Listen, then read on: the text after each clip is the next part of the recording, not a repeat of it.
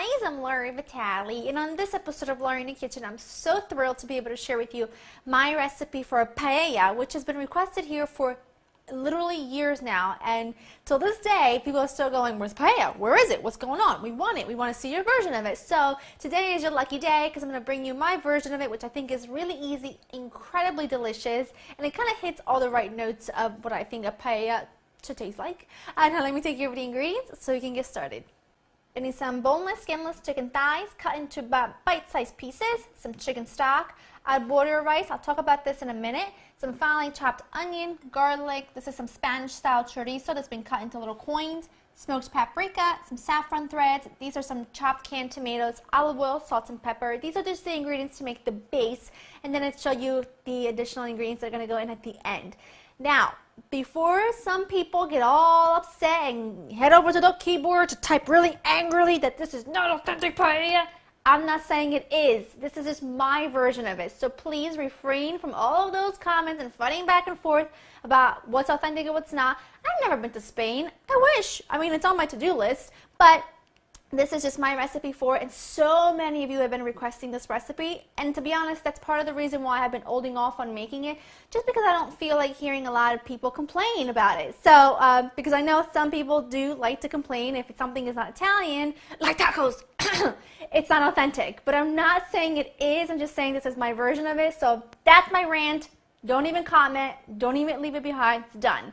Now, for the rice, traditionally you should use bomba rice or Valencia rice or paella rice. But if you live in a small town like I do, it is hardly ever going to happen that I can find paella rice in my local supermarket. I usually have to order it online. So most of the time I just use arborio rice or risotto rice, which works just as well in my opinion. Any short grain rice will work fine. Now the key to paella, I think, is the right pan. Now this is a paella pan. It's really nice and wide, it's shallow, and this allows for the mixture to cook in one single layer, and the rice gets that toasty brown deliciousness at the bottom that a paella should have. That's from having it at restaurants anyway. So now I've got my pan here, and notice that this is a really large pan, so if you're making a smaller batch, use a smaller skillet. You just want to make sure everything is going to cook in a single layer. Now, my burner is obviously not big enough for this entire pan, so while this is all cooking, I'm going to rotate it around just to make sure it cooks evenly. Now, what I'm going to do here is I'm going to add some olive oil to my pan here that's been preheating over about medium-high heat. Now, you can use vegetable oil if you want to. I'm just using regular olive oil, not extra virgin. I'm going to add in my chicken. And I'm going to let my chicken cook just so it gets nice and brown. And as you can see, that's just the chicken. Once you add the onion and the chorizo and the garlic and the rice, everything just is going to get built up beautifully. Season this with salt and pepper and let it cook until it's lovely golden brown on all sides. It doesn't have to be cooked all the way through, but you just want good color on it. That looks good enough. Now what I'm going to do is I'm going to push the chicken so it's not in the middle, which is where the hottest part is of the skillet. Ooh, I'm excited. Add a touch more olive oil, not too much, maybe a couple tablespoons. And we're going to add in the onion. I'm telling you, when this is cooking, you just might want to leave the room because it smells incredible in here. Oh, so get the onion. Get my garlic, and I'm just going to cook this, stirring it constantly, really, for, I don't know, about 5 minutes, or until the onion starts to cook down and the chorizo starts releasing all of its lovely flavor. That's it, really. This is looking fantastic. I'm going to turn the heat down to about medium, add in my rice and my smoked paprika. Now you want to make sure you get a really nice sweet smoked paprika. Really adds to that smoky flavor.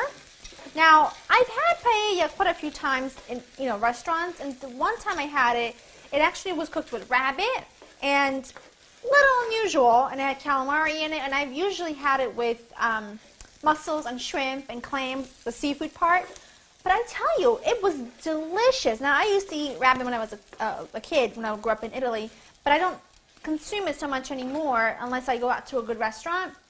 But that was a fantastic twist on a paella that I had never had before. And I found out that that's actually the meat that they used to use when paella was first, invented or created or whatnot. I'm just tossing my rice all in my lovely juices. Wonderful. Now what I'm going to do is I'm going to add my tomatoes, which this is just a little bit of like chopped canned tomatoes. You can use fresh tomatoes if you want to. You don't need that much. My chicken stock. Looks like a lot, but it is going to be absorbed. And you see why it's really important to have a really big pan. And it's not too crowded, otherwise you're going to end up with soup.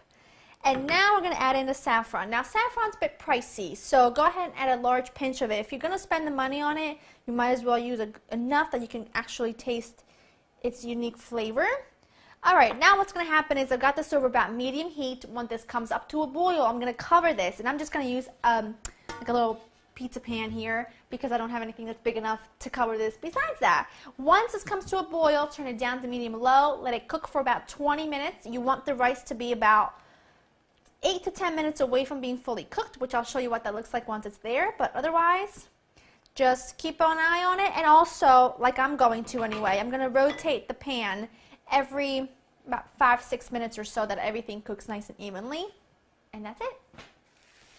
I just uncovered my rice. It's been cooking for about 15 minutes. It's about 8 to 10 minutes away from being fully cooked. And as you can see, it's absorbed all that stock. You also want to keep some on hand just when you check it. If it's reduced too much too soon, you can add a little splash. Just make sure you keep it warm. Now this is looking perfect. Now you don't want this to be a risotto. This should be dried a little bit more, and it will be. Now, let's turn this back up to about medium. Let's talk seafood. What I have here are some shrimp that have been peeled and deveined, but I've left the tail on. And I'm just going to take them. A little piece was stuck on me. Actually, before I do that, let me turn this down. I'm just going to take my shrimp and I'm going to put them all over the top. You can, at this point, do this in a decorative manner if you prefer, so you can just bring it to the table as is. Now, I did want to mention that this is fantastic to make, for a summer party, because you can make this on the grill. And your grill's got such a large surface, it'll cook beautifully. You can even make this on a fire pit. And then there you go. Then I also have some mussels and some clams that I've got scrubbed and soaked so that they're nice and cleaned. You can always ask your fishmonger to do that. He should be happy to do it. I'm trying to nestle these in here. And then I'm just going to pretty much do the same thing with my mussels and my clams. I'm just going to scatter them about, nestling them in. I'm going to cook this mixture for about 10 minutes or until the shellfish is fully cooked. And they've opened up beautifully. I might not even need all of these. I did get some extras, but my husband loves seafood, specifically mussels and clams. So that's why I got a few extras. All right. Why leave them out? Might as well, right? And then you've got your clams. Now the clams, I'm probably not going to put all of them in there. These are little neck clams, but little manila clams would be beautiful as well. All right. I think that's looking good. I've got my frozen peas that have been defrosting here on the side. Just scatter these all over the top. And when you fork this all together, it's going to be beautiful. Okay, lid back on. Medium heat, about 10 minutes or until all the shellfish is cooked. Rotate the pan halfway through so that it cooks nice and evenly, and we are going to be in the home run. We're just going to need to season this with a little salt and pepper when we're done. Decorate it with some fresh parsley and lemon wedges. Business, baby. Be ready to eat.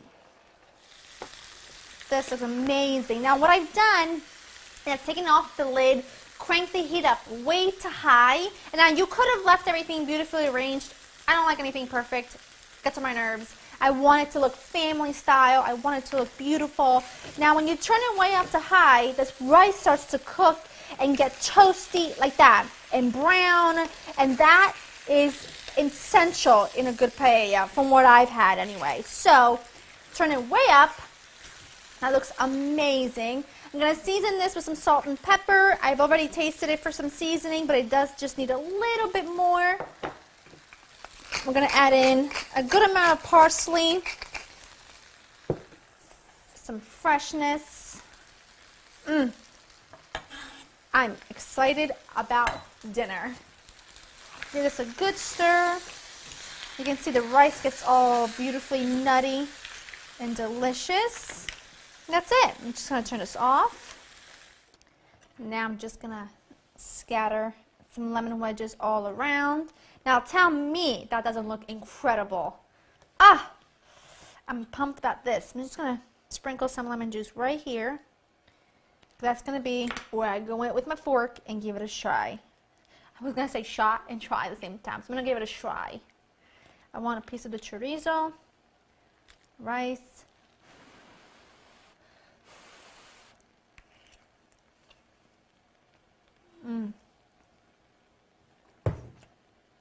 Slap me and call me your mama. That is a money maker.